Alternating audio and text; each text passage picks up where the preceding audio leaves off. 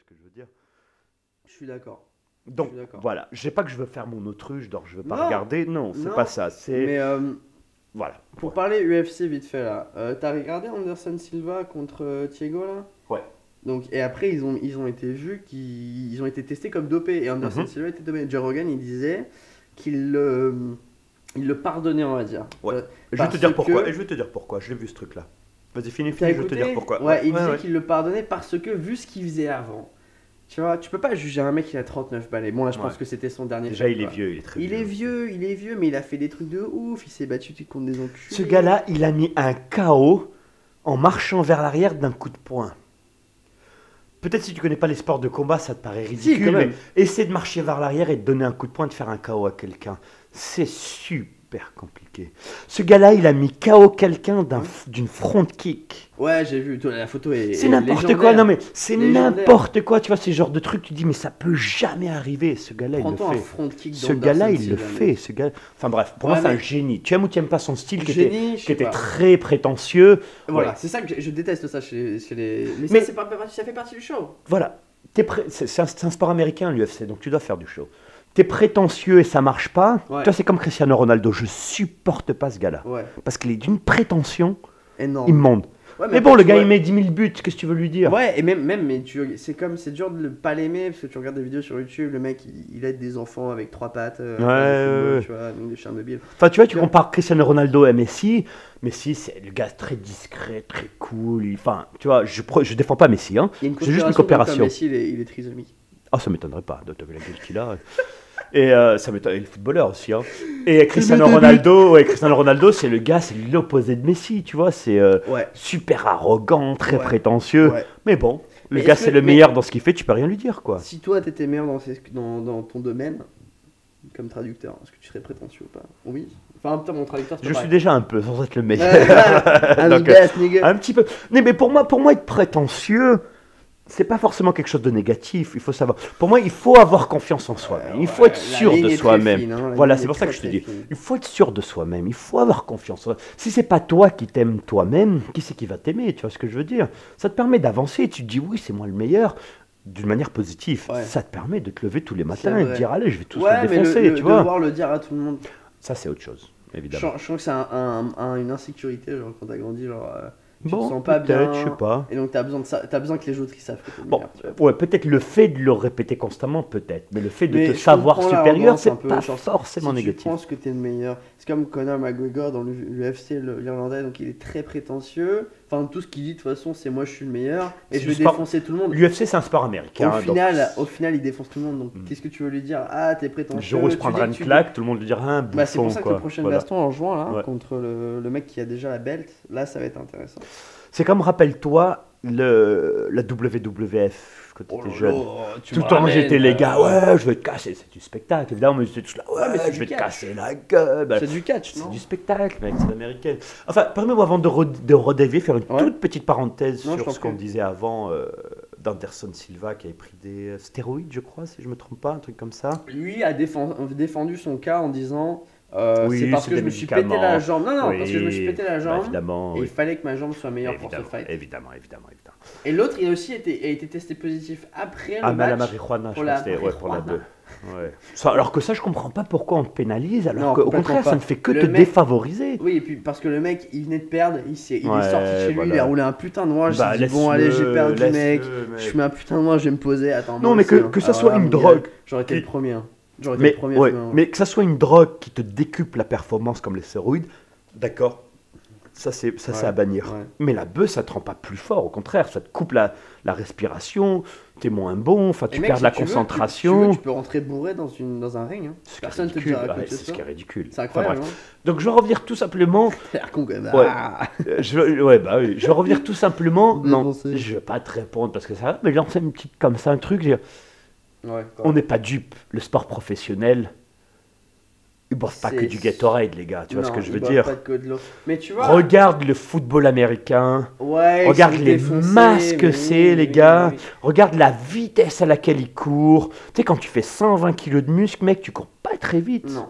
Tu pèses beaucoup. Non. Donc, Regarde les masques que c'est, les gars, ils jouent tous les 3 jours, ils font des matchs de malades. Regarde le basket, mec, le basket, ils jouent dans tous les États-Unis, ils jouent tous les 3 jours, mec. J'accuse pas ces gens-là d'être des drogués, mais je veux dire, faut pas être bête. Voilà, dupe, je cherchais le mot, merci. Ouais, tu vois ce que je veux dire? Faut pas être dupe. Mais moi, ça me dérangerait pas, tu vois, s'ils faisaient tous les sports dopés, quoi. S'ils admettaient, bon allez on est dopé mec, tu vois. Non, il y a, moi je veux te dire, il y a dopé, il y a dopé. Il y a dopé pour récupérer plus vite, par exemple la créatine. La créatine ça t'empêche de sentir la souffrance et tu récupères plus rapidement. C'est genre de la morphine. Enfin ça t'empêche entre guillemets. Ouais ça t'empêche. Voilà, tu sens moins la souffrance, ouais. Tu sens moins de sentir la souffrance et tu récupères plus vite ta fatigue. Ah ouais. Ce qui ne veut pas dire que tu es meilleur. Tu vois ce que je veux dire ou non? C'est pas parce que techniquement voilà, t'es pas meilleur, t'es pas concentré. Exactement, c'est pas parce que tu sens pas ta fatigue que tu es meilleur. Tu es moins fatigué mais ça veut pas dire que tu es meilleur. OK. Après, tu as des sports comme les anabolisants où, oui, là, tu es clairement meilleur que ce que tu serais de base. Et ça, pour moi, c'est de la triche. Ah ouais? Ouais. D'accord. Eh ben oui, mais alors dans ce cas-là, c'est plus un sport. Un sport, c'est techniquement toi contre moi.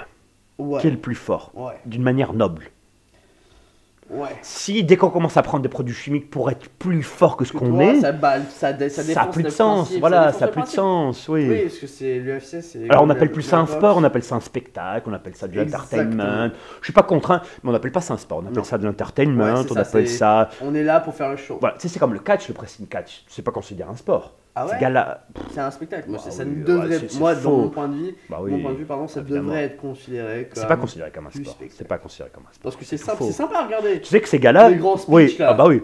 Je les critique pas justement les gars de WWF parce que c'est pas un sport. Je les critique pas, mais tu sais que ces gars-là ils sont stéroïdés à mort. T'as pas vu les masques que c'est quand même. Regarde les gars ils font 400 kilos de muscles, ils sautent en l'air, ils font des galipettes. Ça t'a jamais impressionné de voir un gars de 2 mètres de haut, de 130 kilos monter sur des cordes, faire des backflips et tout ça? Ça t'a jamais impressionné ce truc-là? Il y a un truc derrière. C'est infaisable, c'est infaisable. T'arrives à faire un backflip, toi? Tu vois ce que je veux dire? Alors imagine-toi si t'as 500 kilos de muscle dans ton dos, quoi. Tu peux pas, mec. Non, tu peux pas un backflip. Les gars, ils sont dopés de partout. Ah ouais? Ah mais oui, mec. Mais en fait, le sport en général, comme le NBA qui disait que tout était triché, quoi. Les arbitres, ils étaient tous payés. Bon, je sais pas. Moi, franchement, le seul sport que je trouve noble, et je suis sûr que les mecs ils se dopent pas, c'est le rugby, mec. Je suis persuadé que le rugby c'est plus noble que tous les autres sports, ça. Je mettrais ma main à couper.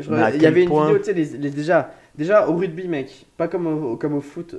Si l'arbitre il a un doute, il regarde les caméras déjà. Ah bah tiens, on va regarder. Est-ce qu'il y a eu faute ou pas? Alors là déjà, t'augmentes mon respect pour le sport par 1000. Et ils ont tous des GoPro attachés, tous les arbitres ont des GoPro attachés sur le torse, comme ça ils te disent qu'est-ce qui se passe, qu'est-ce qui va pas. Et il y avait une vidéo comme quoi l'arbitre il va pour arrêter quelque chose et il y a un mec du rugby qui fait oh non c'est pas possible et tout, moi j'ai fait ça, et le mec il le stop net, il fait attends mon gars, on n'est pas au foot ici, c'était la phrase mythique, on n'est pas au foot ici, c'est moi qui fais la règle. Tu verras ce qui est hallucinant comme ça, je te sors du ce qui est hallucinant, c'est que tu verras un arbitre de foot alors que le foot c'est que des maigrichons, des petites divas et tout ça, l'arbitre il dit faute et ils sont tous là mignon, tu es en train de râler. En rugby, tu verras toujours l'arbitre est tout petit. Les mecs qui sont en face, ils sont 2 mètres. Le gars te met une claque, tu t'es mort quoi. L'arbitre, c'est même pas il dit stop. L'arbitre il siffle, tout le monde s'arrête. Tout le monde s'arrête. Et il le regarde genre qu'est-ce qui se passe. Et c'est là où tu vois. En Espagne, j'imagine que ça doit être pareil, mais en Espagne on dit que le foot c'est un sport populaire pour les pauvres et le rugby c'est un sport pour les gentlemen. Sans déconner. Bah oui, parce que le sport c'est pour la masse, pour amuser les petits connards quoi, le foot. Alors que le rugby c'est un vrai sport de gentleman, il y a des règles, tu respectes les règles. Que tu veux pas respecter les règles, bah je joue pas au rugby. Enfin, je joue au ping-pong. Donc le foot c'est un sport populaire. Ouais. C'est pour la petite masse, c'est pour... pas tort. Ah bah oui. Dans quel sport tu critiques autant l'arbitre que dans le foot? Je connais pas aucun sport. Aucun, ouais. Dans tout, regarde un match de foot, un Real Madrid-Barça, un Chelsea-Manchester, je sais pas quoi. Tout le monde, après le match, crache sur l'arbitre. L'entraîneur, les joueurs, le public. Tu regardes un match de rugby Angleterre-Irlande, France-Angleterre. Bon, ils sont là. Bon, ils ont été plus forts que nous. Voilà quoi, basta. Tu vois ce que je veux dire? Ils sont plus intelligents. Point. Bah oui, ça sert à rien de cracher sur l'arbitre. Donc cracher sur l'arbitre, c'est un truc de lâche. Tu vois ce que je veux dire? C'est vraiment le truc de... T'inquiète. c'est vraiment le truc populaire, le truc de l'âge, quoi. Et surtout que demain, moi, je prends mon... Enfin, imagine, j'ai un gosse, j'amène mon gosse... Défonce pas le micro. Demain, genre, imagine, t'as un gosse, ok?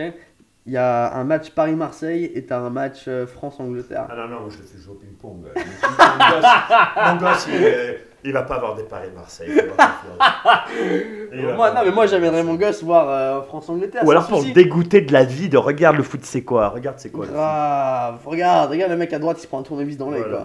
Exactement, mais à l'inverse, tu ramènes ton gosse à un Paris-Marseille et après tu l'amènes à un match de rugby et tu choisis. Ah, c'est chaud, hein.